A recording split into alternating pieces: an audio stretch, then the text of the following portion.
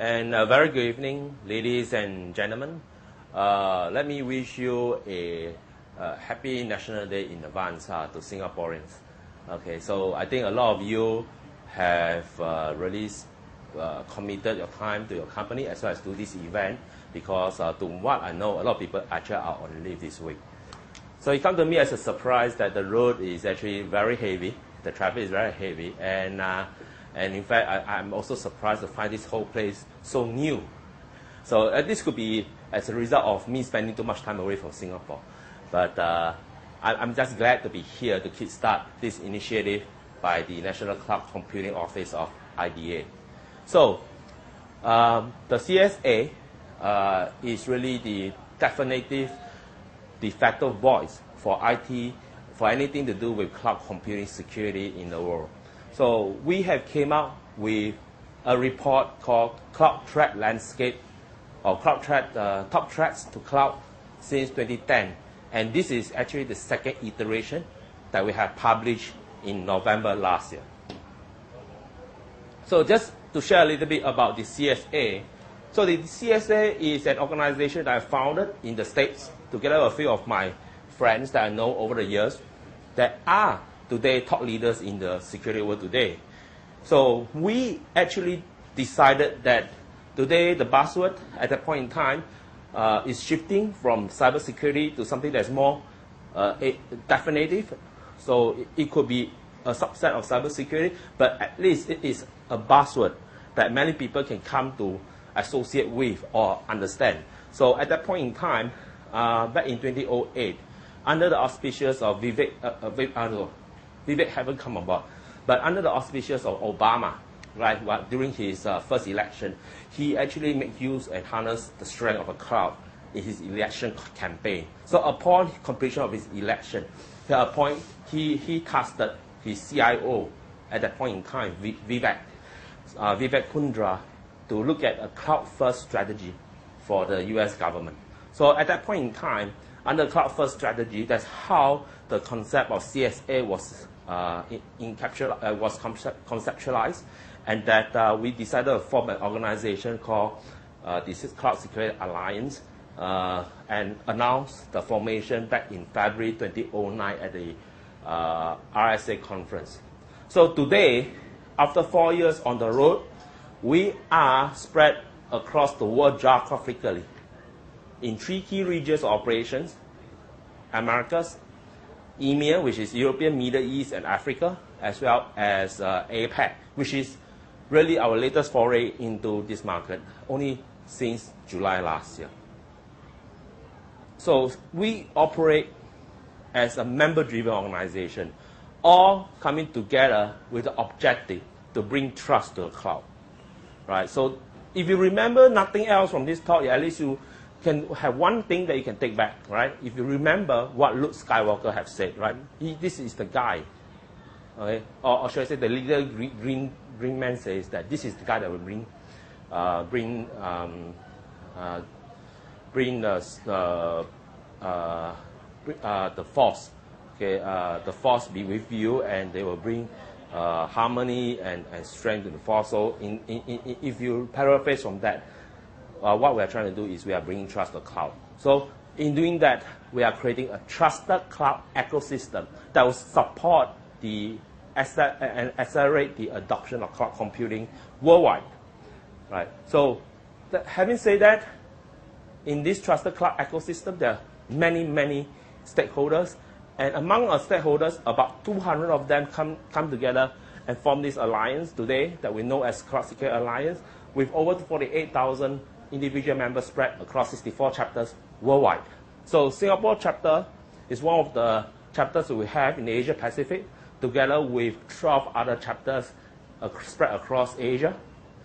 And Singapore is one of the chapters that have spearheaded several firsts in the alliance across the world, including being the first chapter that participate in the CSA Global Research Initiative that today we call the project Cloud Governance Working Group. So this is That's a quick overview of who are our corporate members. In fact, I think really at the end of the day, you'll find all the who's list out there. So any companies they can think of, okay, except for Apple, they are all there. Right? Apple is well known for not joining any association or any trade union. So in this case, you'll be seeing all the Microsoft, all the Cisco systems, all the Juniper, all of them inside our corporate member list. Right? So CSA is not all about vendor organization, because you remember what I mentioned earlier, member organization include every single party that is also from the other, which also form the whole ecosystem. So it also include end users. So some of the largest enterprise end users of cloud today are also our corporate also on a corporate membership list. So among the 30-odd end user companies that we have today, I think some of the familiar household names like Walmart, for example, Walmart, Coca-Cola, Bank of America, Goldman Sachs, Sanofi, Advantage, all of these are actually all our corporate members. But the reason why they are not in this list is that one of them, a couple of years ago, I think it's this guy called Lockheed Martin, right? The company that produces F-35, they actually got hacked. Right? So ever since then, all the corporate members that are from the enterprise user end, they have decided that they want to fly under the radar.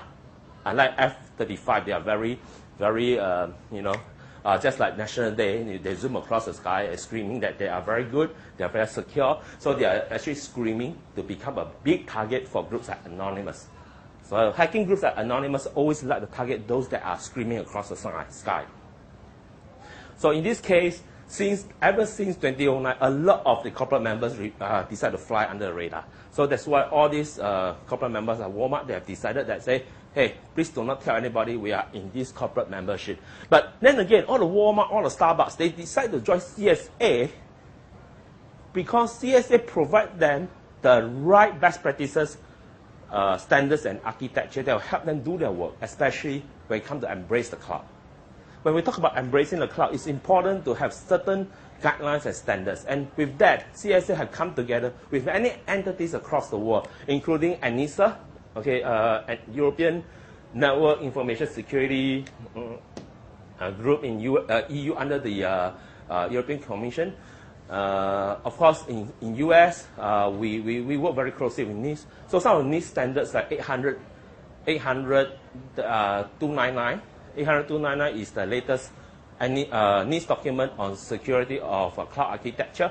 The entire document is listed off the CSA Trusted Cloud Initiative, which is a secure architecture design for cloud, which is adopted by many companies, including Coca-Cola and Starbucks today. Right? So that becomes a NIST standard. And right now we are playing with ISO. So some of the standards that we have done, some of the best practices we have done are actually already contributed to ISO. So at least from what I know today, there are at least 7 standards out there in development that are contributed by CSA. Like 17788, which is a taxonomy of cloud computing definition. 89, which is a secure cloud architecture. 27017, which is a collaboration with the Japanese national body.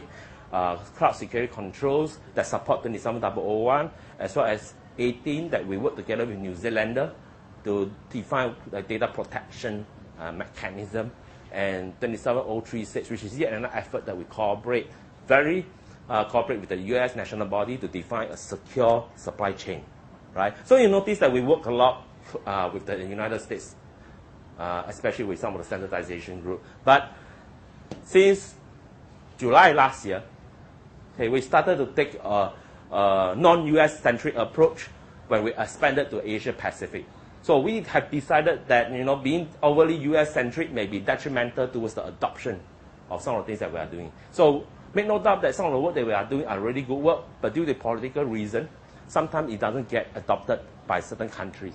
So we are reinventing ourselves, branding ourselves to become having a more global view and less of a US centric.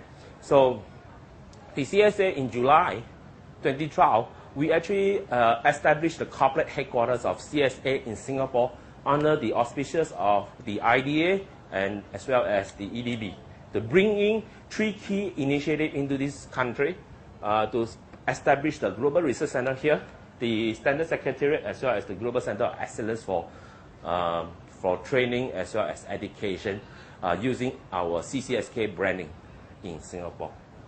So, for example, some of the results that we've seen so far in our collaboration with IDA includes MTCS, which is one of the IDA standard that aims to certify cloud service provider, right? So, at this point in time, they are calling a RFP to harmonize it with the work that is done in CSA that we call Open Certification Framework, that we offer a certification under Star label. So by next year, you shall see this harmonization being done, and Singapore will be the first country in the world that will offer a local standardization or certification chart that is globally recognized. So this is something that we have done with IDA over the past year, as well as more recently, they have also contributed the TIRA 30, right? Sorry, I'm very bad with the numbers. So TIRA 30, which is a Singapore standard on security of virtualization, is something that more recently IDA have contributed to CSA to took it under the CSA, under the virtualization working group, turning into a virtualization white paper, and then subsequently maybe we will contribute up to a standardization organization. So it could be it could be ISO, it could be IQT. That we have to decide on a later stage. But Singapore is slowly trying to lead the way when it comes to setting some of the benchmark in cloud, and I think that's important because as an innovator, right, you get to set the pace where you want to go, and you get to set the standard for other people to follow, right? So that means that we are at the forefront of technology, we are at the forefront of some of the standards as well as some of the initiatives that we're launching. So naturally, we will be able to create some of the new job types and some of the new responsibility to be held and driven by Singapore and by Singaporeans before they actually got adopted by other countries around the region. So this is something very good in terms of manpower development. It brings something unique, okay, towards the Singapore space, and as we draw towards National Day, this is something that I think from a national perspective, this is extremely beneficial if we manage to harness the strength of the cloud computing, which many people thought that is the next era of IT, to help us transform our ICT industry and move on to the next decade. So this is very important. So I think for a lot of people are thinking, are there any initiatives that are we doing? So the short answer to that is yes, there are something that the IDA and EDB has been doing in the background for the past 2 years. It's just that we are slowly seeing the results. So this is something that we are doing together with Singapore. And in a span of less than half year, I mean, we conclude that the agreement with Singapore government, and we ratified that in August. And subsequently, we have further agreement with Hong Kong, Taiwan, and I think over the Chinese New Year this year with Thailand to spearhead development into ASEAN. So some of the things that we will be doing will be adopted by ASEAN as a whole towards the 2015 vision that ASEAN has for free labor movement across ASEAN countries. So, okay, so that's something that may be new to you, because right now we are talking about tightening the labor market, but actually in ASEAN by 2015, we couldn't tighten it because Singapore has ratified an ASEAN statement that says that we need to open up the labor movement for free movement. Right? So, no matter what they say about tightening, by 2015, we have to open it up. So, we cannot control all these things. We need to be part of a bigger picture. And anyway, opening up to the 9 other countries offer us a bigger market. So I'm actually very happy that we have a bigger market. But so we need to prepare for that, right? So that's why with CSA coming in, and from a manpower perspective, I think we, as well from a thought leadership perspective, we are driving some adoption across Asia. So that's good. So we are setting up a research lab, next gen lab, together with University of Waikato, Auckland, and Unitec, under Ministry of Business, Innovation and Employment in New Zealand. So this is another effort that we're doing, 7-year effort. The one with Hong Kong,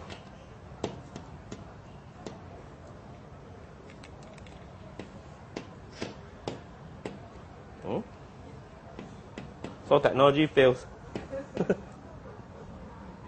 Yeah, this is a better place. The mouse, okay. So, so this is 7-year project for Hong Kong. Yeah. So for Hong Kong, we are working very closely with S3, with the Chinese University of Hong Kong, which recently, under the PRISM issue, they were actually one of the target universities. So we are working to set up an incident response center over there. And then in Taiwan, we are setting up an R&D center over there that is aiming to bring all the endpoint players, all the HTC, all the Asus, all the Asus, Quanta, all the companies that are building your laptop today into the fray as well. So that, in the whole story of cloud, right, in the whole bigger picture, you have two ends, right? Endpoint. One endpoint is the data center. The other endpoint is your device, your end user device. So we are looking at both directions. So in Taiwan, I think they are the homeland to all the endpoint.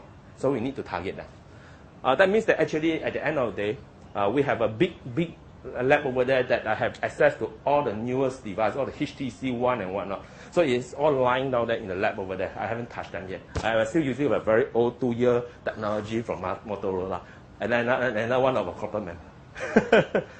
So these are some of the things from a bigger picture I think might excite you, because it means that from here you are actually a global citizen participating in many of the activities that we can do worldwide in Asia Pacific, if not the whole world. So coming back to today's topic, so CSA, we are a not-for-profit organization. So through some of the research initiative, we actually define some of the best practices and guidelines in the market. So that also include standardization, which is one of the end result. So for some of the end result, it could be a commercialization effort whereby certain products and services can be created, and that is one of the things that we're trying to do in Taiwan, as well as maybe in Singapore together with IDEA. But that is something that we've been discussion. But some of the artifacts, research artifacts that we've done, for example, top tracks is something that has been used worldwide by many research institutes as well as government to highlight some of the top issues that you might come to the cloud in terms of security, and how do you develop controls as well as measures to address all these potential threats. So I don't know about the American, because the American always like to have this kind of name like Notorious Nine, Malicious, Evil 10 or something like that. So I told them, isn't it a bit juvenile? But that they say they like it. So I said, so fine. So as long as the people in this room in Asia doesn't mind the frivolous name, it is still a very good report. So this report, top threats, okay, this is into the second iteration. The first iteration, the first publication was actually done in 2010. So at that point in time, we were working very closely with HP to define some of the top threats to cloud. So this new version actually the previous version actually identified 8 top threats. So this new version, they actually came up with 9. So that's why they come up with this word called Notorious Nine, right? So what happened is that they have identified some top issues and then they verified against previous issues that have been identified back in 2010 and found that there are some changes in the landscape. So if for those who are playing with security, especially application security, you know that there's an organization called OWASP, okay, which is another group founded by a good friend of mine. They specialize in identifying the threats in application security. So OWASP's top 10, most of the time, over the last 5 years, they never change. Right? They're only changing the ranking only, but most of the threat remains the same. Cross-site scripting and so on and so forth. Unicode attack, almost the same thing. So for Notorious Nine, we actually discovered that it's not going to, because originally we do not want to publish a new top threat document, right? Because we have the assumption that it will be very similar to OWASP, whereby the document, some of the threats could be the same. But surprisingly, we noticed that a lot of things have, some of the things have changed significantly, including an inclusion of knife threat. So how do we do this survey? So from CSA perspective, because we are not a rigorous research institute like the NUS, like the NUS of the world or the A-Star, what we rely on is a really more pragmatic, grounded research methodology that is based on applied research methods. So what happened is that we make use of the CSA membership list. So you notice that we have 48,000 members around the world. So out of 48,000 members around the world, we only survey 300. So it's not really a big deal. But if you talk about sampling size, you need to have minimum 300, 500 people in order to give you an accurate sampling. So what we did is we surveyed 300 over professionals from 50 countries globally. Okay, there's a lot of participation in Asia. Surprisingly, there's none from Singapore. None from Singapore. Okay. Again, I found it very puzzling because most of the efforts that we've done, we have sent the surveys across chapters across the whole globally. Right? So I'm seeing response coming up from Malaysia, Hong Kong, China, but I always see zero from Singapore. Can we change that? Because a lot of people are asking me, hey, is Singapore your country? How come nobody submit any response from Singapore? And then I do not know what to say. I could either say that I'm immigrating and getting myself a Panama passport, or I remain as a Singapore passport. Right? But if we really want to become one of the top leaders, we must start to participate in all these community initiatives. We need to participate in all these things, right? So can I have assurance from you that the next version, there will be a strong Singapore participation? Can we say yes? Yes? Okay, good. Because I think what Yao Seng will be saying is more Singapore participation under MTCS.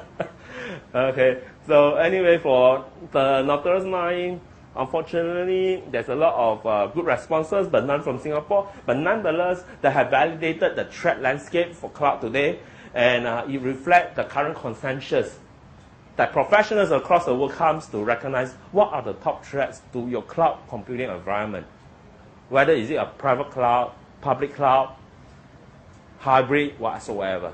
By the way, all the terminology of public, private, hybrid community comes from the NIST standard, right? So today, some people are saying that the NIST standard is not a standard. So they are defining some new terminology in 17788 and 89 in ISO. So you must see some new terminology, so they don't have all these private, service delivery model and whatnot, some changes. I don't know whether what spread people is going to adapt to it, but there are some change. And in the new cloud security credential that we're developing with IC Square, we actually make use of 17788 and 89 rather than NIST to popular consensus in the whole room. Right? We've flown experts from all around the world. 99% of them are CSA members, 1% from IC Square. We sit in one room over the weekend, and surprising result is that people prefer to use ISO standard than NIST standard. So I guess this is an indirect reflection that they want to be more global in nature rather than more US-centric. But nonetheless, if you're using ISO, you have to throw away what you know about cloud computing today because the ISO document is totally different. I guess the whole part of it is because a lot of the things come from China. So they redefine some of the terminology. From the key contributor is from ZT Zhongtian. Sometimes I don't really understand what they're writing, but yeah, it's totally new. So if people decide to adopt this, I think you have to relearn a lot of things you know about cloud computing today. Okay, so there's just some sideline tidbits. The number one threats today that we are seeing, data breaches, was not number one back in 2010. In fact, in 2010, it was only the 5th threat, right? So if you can look down here, some of the top 4 threats, it doesn't include the past number 1, right? So what is on people's mind today is all the data breaches they are seeing, okay? All the data loss, insecure interface, account hijacking, and so on and so forth. So these are some of the key things that people are saying. We shall go into details on this later. Right? So the past number 1 actually dropped to number 7, abuse of cloud services. Right? So we got to see where it goes. So just to go through the list, number 5 is denial of service, 6 is malicious insider, 7 abuse of cloud service, 8 insufficient due diligence, 9 shared technology and vulnerability.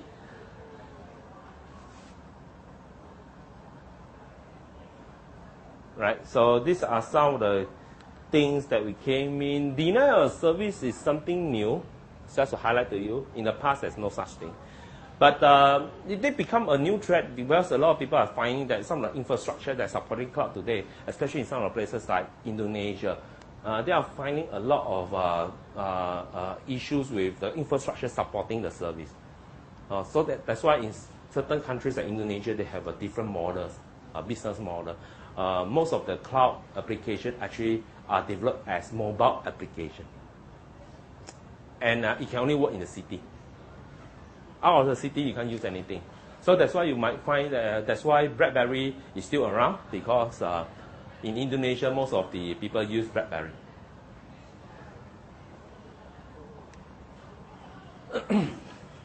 So further, I think qualification coming from the research team is that this new version, they focus on new endpoint, like the smartphone and the tablets. All right. So the smartphone and tablet, and for the smartphone and tablet, we have another top track report called Top Track for Mobile Computing. Right. So this is something new that we have done together with Ping Identity, and this could be available in yet another session. So you might see the top track to cloud computing. They call it again a very nice name called EVER 8. Right. So this is slightly different from a past version back in 2010, because in 2010 we never include those mobile devices like tablets or laptops with cellular access. So this report is more inclusive, and this is and then so I mentioned that there are some top threats. So that's how we say top threat in mobile. This is top threats in big data. So this is yet another research initiative that we could dive in another session. So a lot of people on everybody's mind today is big data, data analytics. So behind that, so what are the key domain of issues? So they actually divide into 4 key domains: infrastructure, privacy, data management, integrity, and reactive security. Okay, all these will again branch into many other research. So for this one, I think it go into incident management and forensic in the cloud, right? So privacy, there's another called privacy level agreement that actually align with Article 29 in EU. So it's a project that we've done more closely with the European Commission, because they have certain very onerous privacy law. That's very different from US again. Huh? The same word privacy in US means different thing in Europe again. And in Asia, there's no such thing called privacy.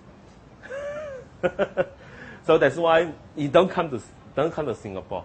So if we go to the Data Protection Commission in Singapore, they will tell you that they have no idea what the controls are there. So I think Ken Tai's group will have to study this report in greater detail. Data management. This is some auditing and governance terms, so it's more onerous. Okay, so let's come back to the top threats for cloud computing. Data breaches. So why are we seeing data breaches becoming number 1? Today, a lot of the services are migrated over the cloud. More and more are on cloud today. So in the past, back in 2010, there is no such available case study or model, because SaaS was not even mature at that point in time. But according to a maturity model research that we've done in September together with Asaka, we actually see that SaaS is actually mature enough for widespread adoption. So according to the life cycle model is at level 2. So level 2 means is up and rising and it's mature. Level 3 means it's a cash cow. That means that it's slow and steady. Level 4, that means it's in decline. So that is the standard life cycle model. 1 means that it's in the infancy stage. So according to the 3 service delivery model, PaaS, IaaS, and SaaS, SaaS is already in 2. PaaS and IaaS are still in 1. That was in effect from September last year. So with that in mind, data breaches become more and more common. So a lot of people has been transforming their organization to the cloud, right? So we have seen Windows come to about and launch Azure service and Office 365. And then we have also seen in China, most of the cloud market is dominated by one of our corporate members called Alibaba, Aliyun. 97% of the market is cornered by them. 97. So all the AWS and all the Windows Azure haven't come in yet. So Windows Azure only entered the Chinese market in June this year. and straight away they enter into a lawsuit, right? So with that in mind, that means that more and more people are seeing a lot of security incidents happening in the cloud. So that's why security incident, breaches, as well as data loss becomes the top 2 threat, because what happens is that when we go to the cloud, we actually place all the data in the cloud. So that means that it's more onerous, right? In the past, we can lock them under the brick and mortar wall behind the data center that we can only access ourselves or in our office. But today, your data center is not yours. It is a shared data center and shared with many companies, right? So when you outsource it to your cloud service provider, your data center may not even be in Singapore. So together with the other tenants in this whole cloud environment, okay, there is also something called collateral damage, whereby if they penetrated, for example, they decide to hack a company A, but in achieving that particular hack, they actually compromise the entire infrastructure that supported company A, and all the B to Z companies are collateral damage. So we are seeing more and more data breaches and data losses, and it actually I think what will going on in the future under the current Prism incident, I think the only issue, the only thing that will have, the only trend that it will have, it will go on is the only way it go is is the way up. I don't think it will be reducing. So I think over the weekend, last week, we've seen Black Hat and DEFCON in US. They are defining a lot of new data breaches in the cloud. Okay, so today they even define some of the systems that we have that we don't normally consider cloud computing as really a cloud computing paradigm.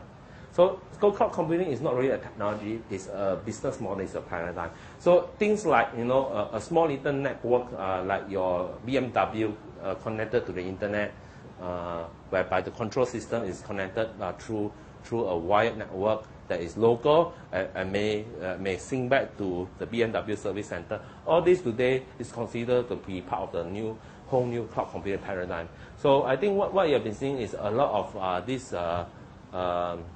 what they call Internet of Things.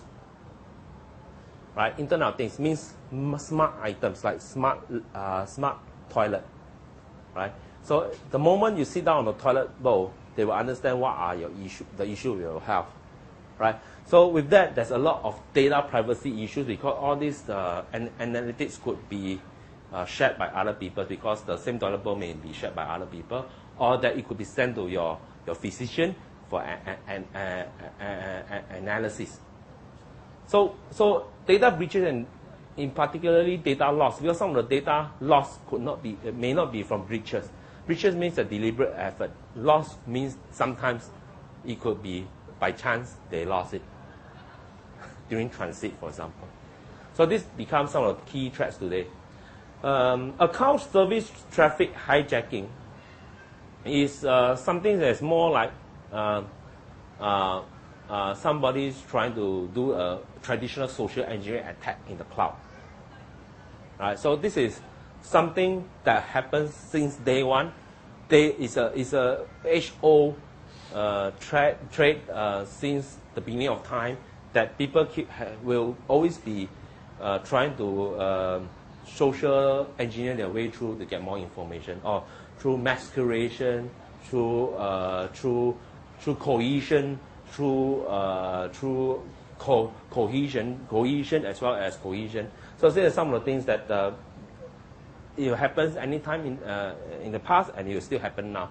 So there will be people calling out to all the cloud service centers, says that I'm the system administrator of this company, right? I have my cloud with you. So I think there is something that have been problematic lately. Could you reset or add a new account, right? So this is some of the things that they are doing. So for these people in the cloud service provider, if they do not have any controls in place to validate the person that is making the call, the account is, in a way, it will be hijacked. right? So of course there are other service hijacking methods, including technical methods, as in the whole LAN and WAN system.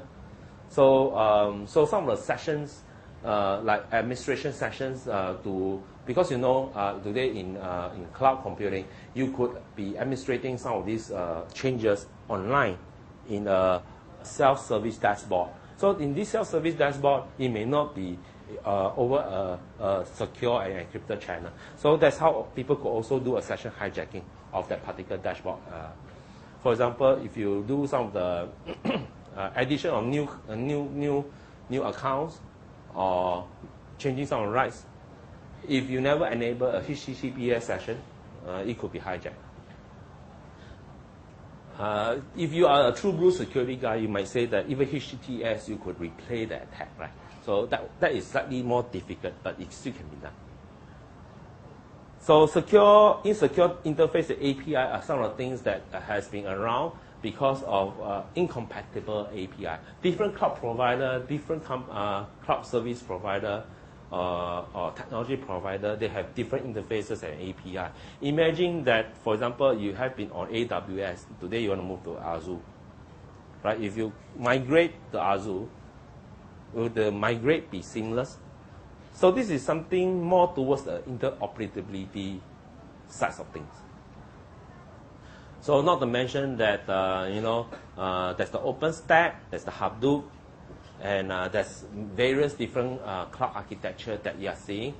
In China, for example, every company try to create their own. So when in China they call it 百花齐放, to me it's confusion, too many. Right? So if they have so many different programming language, cloud programming language, how do you make sure that the interface, the API, especially when you do migration or you change service provider, how do you make sure that everything is seamless? So it's not that simple as you see. So if you can guess by now, okay, so the key issues to adopting cloud computing or to accelerate the adoption, right, are things pertaining to security. Security is now loosely referred to not only security per se, like the encryption and the hacking kind of things today, but under the CSA guidelines, we actually separate it into three key areas, right? Secure architecture, GRC, governance, risk and compliance, and operation security. So altogether there are 14 domains. So interoperability becomes one of the key issues under operational security. Okay, denial of service, like what I mentioned, is really an infrastructure issue. Insider. Okay, so normally when you try to infiltrate a system, you go by the easy way out, right? So for example, you want to infiltrate this IDA center in Esplanade. You either walk your way in and pretend to be a customer, and then you take away the iPad if you want, or you have to go through a normal registration process. So normally you go by the easy way route, right? So for malicious insider, what happens is that a lot of people go by the easy way route. Because everybody knows, for example, when a company outsource their service to a cloud service provider, the cloud service provider may not be the endpoint for you. Sometimes the cloud service provider, again, also sublet it to some sub-service provider. So somehow, you can see maybe, I'm not saying it's Singtel, right? But let's say if you give it to Singtel, Singtel may sublet to some of the partners. And because of the sub-provider issue, it may not stay within the physical boundary of the Singapore as a country.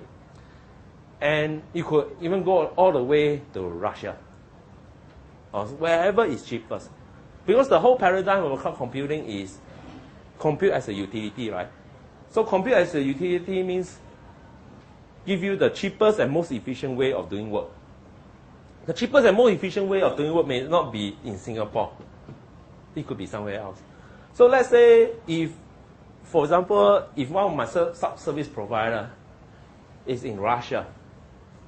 So as an insider, let's say I'm from your rival company, I want to steal some of your intellectual property. The easy way is actually to fly over to Russia, join that sub-service provider as an employee, as a system level 2 or level 3 engineer. You go in there, just as Snowden, you have escalated rights. You go in there, copy out, and then you can fly back to Singapore.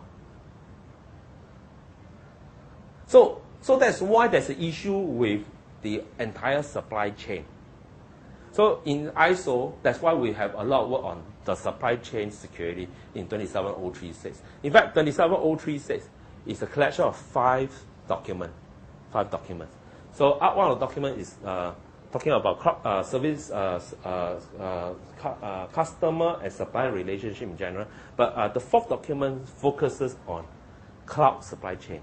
So the key thing is that, the controls, your auditor come in to take a look at the control from A to Z. Okay, while it is available in Singtel, it must also be available and active in any one of the sub-provider along the whole supply chain. Right? So how do you test that? Also, for those that auditor, don't think that you can fly to every country and do the audit. You can go all the way to Russia, go for your tour, and then come back again.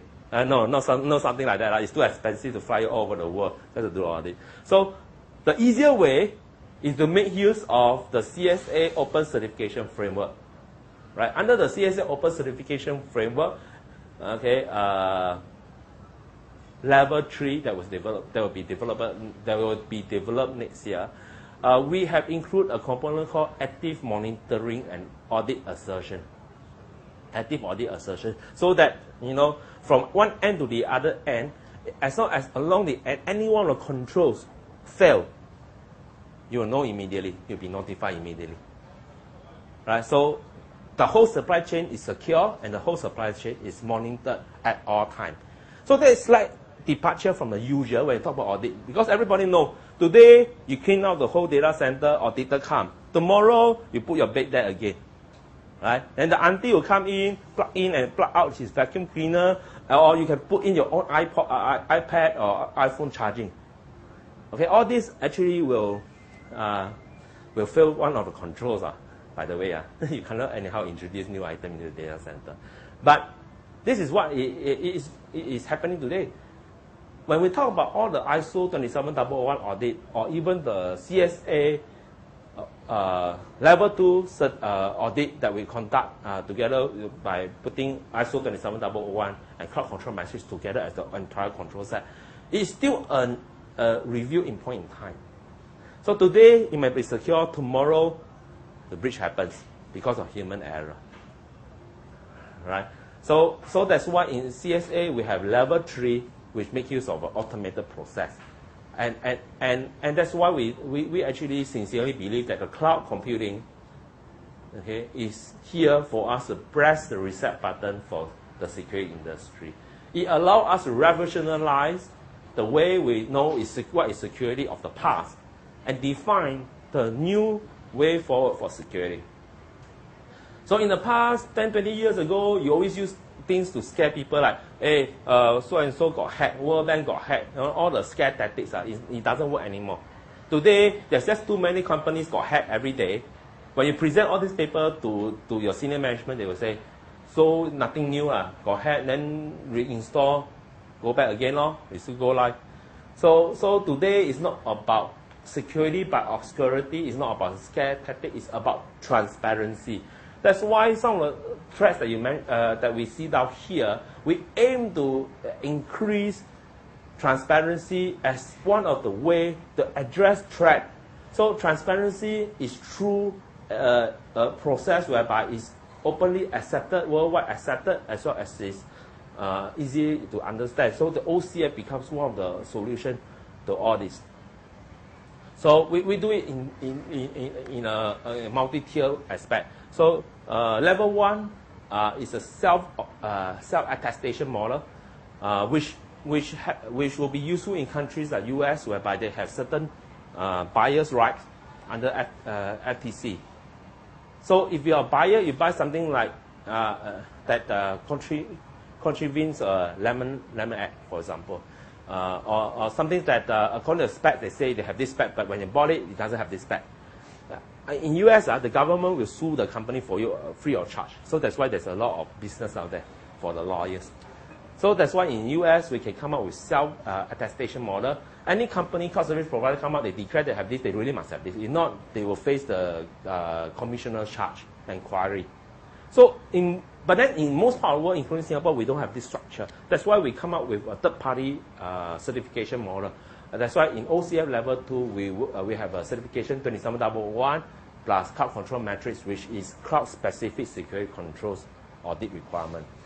So that is something that we are now doing together with IDA to bring IDA's MTCS and harmonize the whole process so that it's worldwide accepted. So, for example, some of the companies in Singapore may not go out of Singapore, so you don't need to go through the onerous rights of certifying the international standard. But then for some of the companies like Singtel, they got international business, they need to have this international thing. So right now, this is something that is being done by IDA, but this is something that we aim, okay, to address some of the issues brought together by this track through addressing transparency issue. And that has been something in the transformation of security that has been ongoing since last decade when the Enron incident happened. So there was Sarbanes-Oxley and so on and so forth. So there was a lot of transformation along the way. And today we finally about to reach the end of the tunnel. We are seeing that the OCF and some of the initiatives that we're trying to do are some of the ways that are going to be the new way forward for security. So malicious insider under the secure supply chain control, you will slowly reduce. So I think if we carry on this project 3 years from now, you'll see this slowly eradicated, right? As well as some of the denial of service, set technology vulnerabilities, and so on and so forth. Because over time, all these things, set technology vulnerability is more like, Moore's law. Every 18 months, things will refresh. So there'll be new technology coming out. So today, what we know is cloud is actually pieced together by existing technology. So it's not really purpose-built for cloud computing. But over the next few years, there will be a lot of purpose-built product and services coming up that dedicate towards cloud environment. That's why we have that collaboration in New Zealand to talk about Cloud 2.0. So some of the new technology is going to be developed out there. So this thing, over the next 3 years, if we need to do some profit sizing, some of this threat will not be there anymore. Denial of this threat technology, malicious insider will not be there. But more and more you will find this thing being highlighted, audit issue. Because more and more you have to subject to audit, and a lot of the auditors will slowly get to know how to audit a cloud environment. Because in the past, the auditor need to see and feel, right? They have to go to the data center, they have to feel the rack, say this is a real rack, or the real server. They will have to count every single server, right? In cloud computing, you couldn't count the server, you couldn't count the rack. So today, they are relying on some of the existing mechanism to help them do the work, including some kind of certification if you can receive it. So for those that are doing the certification of cloud service provider, it's actually not that easy because some of the controls they are looking at is very, very different from what you normally see. Abuse of cloud services is more like, this is something, why it was number one in 2010 is because a lot of the hackers are using cloud services, cloud computing services to their purpose. For example, they harness the strength of grid computing to help them crunch numbers, hack password. So one password hash file, they throw the cloud, it come out very fast the next day. So back in 2010, actually the first few people that embraces the cloud are the hackers. They actually make use of cloud computing service to do some of the hacking things like cracking password. But slowly, that isn't a key threat anymore because that become like a norm. Well, hackers since 2002, they have been using grid computing as a way to crunch number as well. At this point in time, people volunteer to join click computing for what? For research purpose or for SETI, to finding aliens, SETI. So when you say yes to all this, you unknowingly open your computer to join a grid of computer that is used by hackers to do number crunching. So yeah, you are looking for alien, but in the way, at the end of the day, alien look for you. So you are part of the consortium that is hacking. So that's the transformation of NCCO from the grid office time to cloud computing time. So today we have shared with you the coming of the CSA, right? The coming of the cloud. Cloud, by no doubt, and it's beyond all doubt today, is the next era of computing, right? So we have the mainframe, and recently we have the client server in the 90s and the internet age in the 2000s. So from internet services today, we are looking at cloud computing. And the fundamental shift is that IT is no longer peripheral, no longer a supporting role, but it becomes a critical essential in any company business. That's why the whole cloud computing paradigm is very fiercely adopted, and the growth has been phenomenal since 2007, 08 when it was first mooted. So behind the concept driving the adoption is the compute as a utility model. So utility means electricity, water. So IT today is compared to the water and the electricity. So as a water and electricity, you don't face question on whether do you need anymore. It's not a matter of whether you need anymore. It's a matter of whether I got stability as well as availability of this service. I do not want one day I can wash my hand, the next day I cannot wash my hand. I want to be able to turn on and off the light as and when I want. For example, if it's not bright enough, I can turn on more light. So cloud computing is all about availability of services, and it's all about the elasticity, on-demand nature. So as you need more, you use more, and they could ramp it out for you. And when you don't need that much, you ramp down. So in a way, that's why people say it actually leads towards cost reduction. So cost reduction is a side effect. It's not a main tenet of cloud computing. Big no mistake. Cloud computing is not about cost reduction. Cost reduction may come about, but in most circumstances, you actually spend more money. It's almost like your phone, right? You go on certain package, but most of the time you call more than that. So when you call more than that, you pay more. So cloud computing, when it becomes so pervasive, actually when you use more, you also don't know. So that's why when you do your provisioning at the beginning, you need a provision for the right contract. Just like when you go to buy your mobile phone plan. Whether are you on the basic plan or on the executive plan, you need to plan carefully. So because you thought that paying $30 every month is a good way of saving money, but at the end of the day you pay $200 because you use it to call your girlfriend or your boss call you and so on and so forth. So this is what we call poor provisioning. So you need to make sure that you do estimate the right kind of load that you need to do for your company. And that is when you could enjoy cost reduction. So like any new trends today, cloud computing also comes with challenges. So in the infancy stage of cloud computing, one of the key areas that have been identified as a key factors or key barrier from the acceleration of cloud adoption is security. And when we talk about security, it's not about the hacking or the encryption that we come to know of security in the past. But security is about security by design. You need to have the right security architecture right from the beginning. At the same time, you need to address key issues with regards to transparency from the governance, risk, and compliance perspective.